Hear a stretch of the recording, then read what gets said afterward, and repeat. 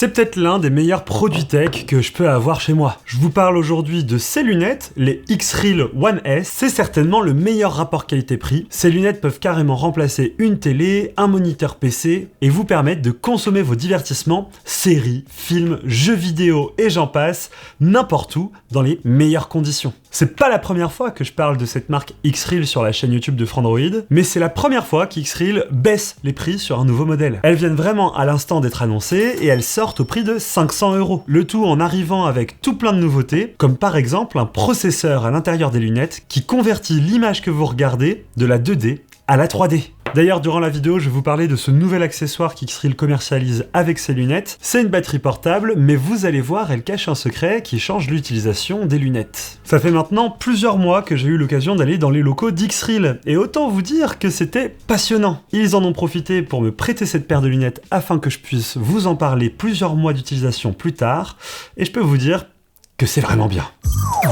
Déjà, faut comprendre une chose, ces lunettes n'ont pas de batterie intégrée. Pour les utiliser, il faudra au bout de la branche brancher un câble USB-C, puis le relier à n'importe quel appareil qui peut diffuser une image. Tout de suite, on va penser à un ordinateur portable, mais votre smartphone fonctionnera très bien. Et si vous aimez le jeu vidéo, ça fonctionne avec les consoles portables, que ce soit les Steam Deck, les Asus ROG, etc., etc. Les lunettes vont retranscrire l'image de votre appareil devant vos yeux sur un écran géant de plus de 120 pouces à 4 mètres de vous. On a vraiment cette sensation d'être propulsé dans une petite salle de cinéma rien qu'à soi. En plus de ça, on peut choisir le niveau d'immersion. On peut complètement laisser les verres transparents afin de voir ce qui se passe autour de nous, mais on peut aussi les opacifier totalement avec une technologie d'électrochimie afin de plonger l'image complètement dans le noir. Alors vous allez me dire, attends, on est en 2025 et c'est encore un produit qui fonctionne avec un câble. C'est vrai qu'au premier abord c'est étonnant, mais moi je vais vous dire, c'est peut-être la meilleure solution qu'on peut avoir sur ce genre de produit. Déjà de 1, je peux les emmener n'importe où, n'importe quand, sans me soucier de savoir si la batterie est chargée ou pas. Il y en a pas. Par contre, une chose est sûre, c'est que j'ai quand même souvent de la batterie dans mon téléphone. Donc ne pas avoir à se soucier de la batterie de ce produit, c'est un problème en moins. En plus de ça, étant donné que ce sont pas des lunettes qui ont une interface particulière, mais qu'en fait elles agissent plus comme un moniteur, je n'ai pas à télécharger du contenu dessus ou à me soucier de stockage qu'il pourrait y avoir à l'intérieur. Pas du tout. Tout se passe dans votre appareil et donc si vous avez l'application Netflix sur votre smartphone, vous pourrez profiter des films Netflix dessus. Si vous jouez à des jeux vidéo, c'est pareil. Il n'y a pas à se soucier de qu'est-ce qui se passe là-dedans, quoi. Ça diffuse et ça marche. Par contre, il y a une contrepartie à tout ça. Les lunettes, elles vont s'alimenter électriquement sur votre appareil et donc la batterie va fondre un petit peu plus vite qu'à l'habitude. De mon expérience, vous perdez au maximum environ un tiers de plus de batterie qu'à la normale. Pour avoir une super qualité d'image, il y a 2 conditions.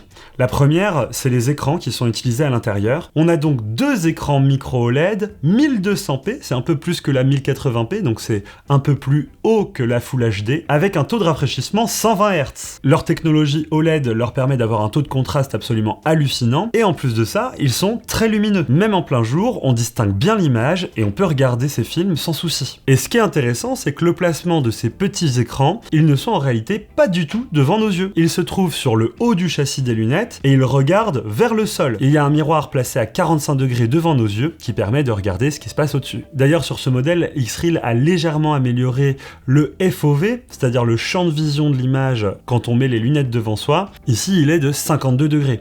C'est très loin de ce qu'on peut avoir comme résultat quand on fait de la VR, par exemple, où on atteint assez facilement aujourd'hui les 100 degrés, mais c'est largement suffisant pour regarder une grande image devant soi. En fait, il faut juste être conscient que vous n'aurez pas un usage VR de ces lunettes. Je pense que les économies qu'X-Real a pu faire pour pouvoir descendre le prix à 500 €, ça se trouve sur ce bloc lentille qui est très différent de leur modèle One Pro, parce que sur leur modèle One Pro, on a quand même 57 degrés de champ de vision. Bon, pour avoir testé les 2 modèles côte à côte, la différence n'est pas flagrante, même si de base on se dit ah ok, l'image est peut-être un poil plus grande sur les One Pro, ça suffit amplement sur les One S. Mais la différence de prix n'est pas tellement justifiée à ce niveau-là, et peut-être que cette différence de conception qui leur coûte moins cher est très intéressante si ça permet de baisser le prix. Bon, il y a un truc sur lequel je vous ai un petit peu menti au début de la vidéo, c'est que je vous ai dit qu'il n'y avait pas d'interface dans ces lunettes, pas d'intelligence. Si, en fait, il y a quand même une petite interface pratico-pratique avec des réglages. Ces réglages, ils vont vous permettre de régler la taille de l'image qu'il y a devant vous, sa distance perçue, mais aussi d'avoir accès à une fonctionnalité qui est pour moi incroyable, la stabilisation. En fait, dans les lunettes, il y a des capteurs de mouvement qui vont lui permettre de stabiliser l'image devant vous comme si elle était ancrée sur un mur comme une télé. Il y a deux options, soit vous ancrez l'image sur un mur comme une télé, comme je viens de vous le dire, sinon la deuxième option de stabilisation, c'est de conserver l'image devant votre regard, que vous tourniez la tête plutôt à gauche ou plutôt à droite, l'image sera devant vous. Cependant, on a l'impression qu'elle flotte dans les airs, puisque les micro-mouvements de la tête ne sont pas pris en compte, uniquement les grands mouvements. Donc il y a une petite latence dans le déplacement de cette image, mais qu'est-ce que c'est confortable, qu'est-ce que c'est agréable, surtout quand on est en déplacement, on n'a pas cette sensation de tremblement, on a une vraie sensation de stabilité de l'image, et c'est super agréable de regarder des films dans ces conditions. Dans l'interface de ces lunettes, on peut activer la Real 3D. Alors cette fonctionnalité, elle a pour but de convertir tous vos fichiers 2D en 3D. C'est-à-dire que vous pouvez aller sur des plateformes comme Netflix, Canal+, même jouer à vos jeux vidéo qui sont tous en 2D et profiter d'une expérience 3D comme pourrait vous l'offrir un film comme Avatar. J'avais jamais entendu parler d'une telle technologie qui se fait en temps réel, c'est-à-dire qu'on joue le fichier en 2D sur son ordinateur, il est en 3D dans vos lunettes. Ça demande du calcul, ça demande de la précision et ça demande une sacrée compréhension de l'image quand même en temps réel pour pouvoir se dire cet objet doit être au fond, cet objet doit être à l'avant-plan, etc., etc. Alors est-ce que ça marche ? Bah oui. Étonnamment, ça fonctionne. C'est loin d'être parfait, mais ça fonctionne. Globalement, les lunettes arrivent à comprendre où se place chaque élément dans l'image et créer une vraie profondeur avec des avant-plans, des arrière-plans, ça fonctionne parfaitement. Là où les lunettes ont une grande limite, eh bien, c'est que lorsqu'on veut faire de la 3D, il faut prendre une image pour l'œil gauche, une image pour l'œil droit. Et donc, ça veut dire qu'il faut recréer des parties du décor à droite et à gauche de chaque élément pour pouvoir le faire ressortir dans l'image. Et c'est précisément ça, cette génération d'images sur le contour des éléments qui est pas très réussi. Globalement, sur des paysages, des photos fixes, des gros plans de visage, ça fonctionne parfaitement. Par contre, dès qu'on a un plan très complexe avec des humains à droite, beaucoup de fins détails, eh bien là, les lunettes vont essayer de recréer quelque chose de très artificiel et on a une image qui est quand même assez dégradée. En plus de ça, ce travail sur l'image réduit énormément sa fluidité puisque les lunettes afficheront au maximum 30 images par seconde. Je dis bien au maximum parce qu'il y a des scènes où j'avais l'impression que c'était un peu moins. Il n'empêche que cette fonctionnalité, elle est captivante. À plusieurs reprises, quand je jouais à ma Switch sur les lunettes, je me suis surpris à activer la 3D pour m'amuser à voir un peu comment ça rendait et je la gardais active parce que je trouvais ça particulièrement amusant de voir comment les lunettes interprétaient l'image et ça marchait plutôt bien. Mais pour être honnête avec vous, la plupart du temps, je laisse cette fonctionnalité désactivée pour pouvoir profiter de l'image telle qu'elle est envoyée par mon appareil. Mais bon, qui peut le plus peut le moins, cette fonctionnalité, elle est là, c'est inédit, j'avais jamais testé ça avant et ça fonctionne plutôt bien. Je vous encourage vraiment à l'essayer si vous le pouvez, puisque c'est quand même assez impressionnant. Petite touche émotionnelle d'ailleurs lorsque j'ai été dans ma galerie photo dans mon smartphone, redécouvrir des photos de famille un peu anciennes, etc.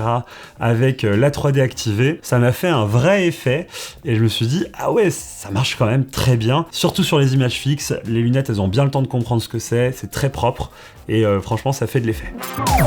Un des trucs qui surprend le plus mes potes quand je leur faisais essayer ces lunettes, c'est la qualité audio des haut-parleurs qui se trouvent dans les branches. C'est Bose qui s'est occupé de cette partie-là. Ils ont une expertise dans ce domaine, puisqu'il y a quelques années de ça, ils avaient sorti un produit qui s'appelait les Bose Frame, avec toute une gamme de lunettes de soleil qui faisaient de la musique. Bah, on retrouve exactement cette technologie, et autant vous dire que ça n'a pas vieilli. Ça marche très bien, surtout si vous êtes chez vous, dans votre lit, dans votre canapé. Moi, là où j'ai trouvé le plus de limites sur ces haut-parleurs, c'est quand j'étais en déplacement ou en extérieur. J'ai pas envie que tout le monde entende ce que je suis en train de regarder. Donc, hop, les écouteurs sans fil, et ça marche parfaitement. C'est peut-être le meilleur combo qu'on peut avoir en termes d'immersion.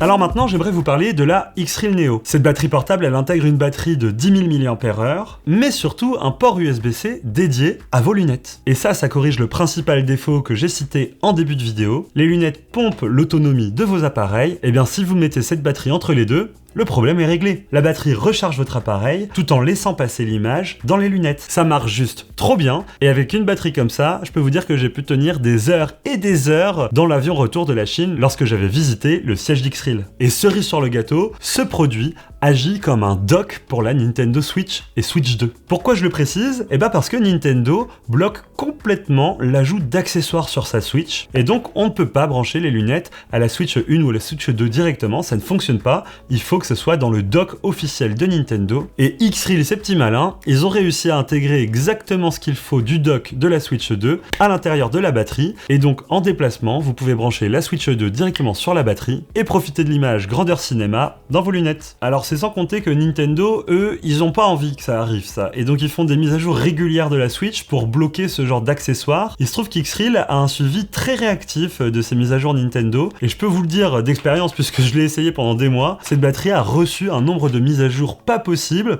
et en plus de ça c'est très simple à faire, il s'agit juste de la brancher à son ordinateur ou à son téléphone tout en étant sur le site de la mise à jour, et le site web va directement mettre à jour la batterie. Pour conclure, je dirais que ces lunettes, pour moi, c'est un indispensable dans ma vie de technophile. Je suis devenu amoureux de ce concept-là. Je les utilise plusieurs fois par semaine, rien que dans mon lit avant de m'endormir, et particulièrement quand je suis en déplacement. Est-ce qu'il faut les acheter? Ça, c'est à vous de me le dire. 500 €, c'est quand même un sacré budget. Mais Xreel n'a fait presque aucune concession dans ce produit et propose quelque chose d'assez exemplaire. J'ai du mal à critiquer un produit aussi abouti.